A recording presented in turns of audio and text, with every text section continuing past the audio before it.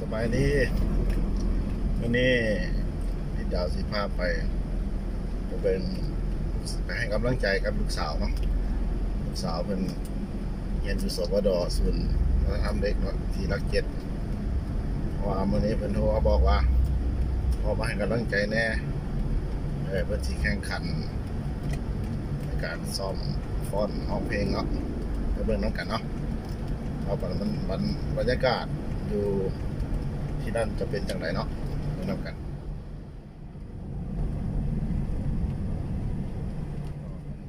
เป็น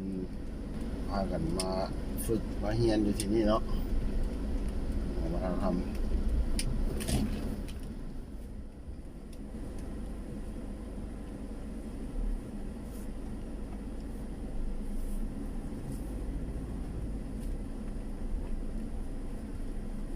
เฮียนก็มีหลายรุ่นน้อยรุ่นใหญ่เนาะ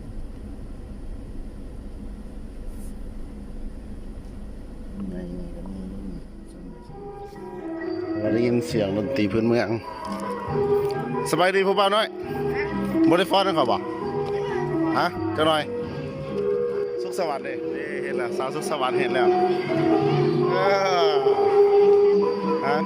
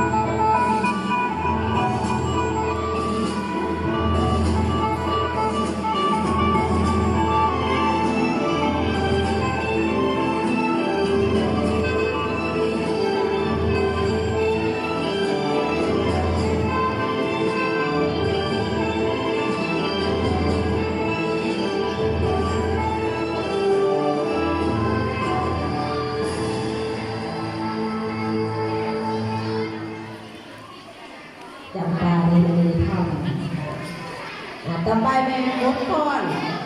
เบาบังไม่ได้หรือก่อนหน้าไม่ได้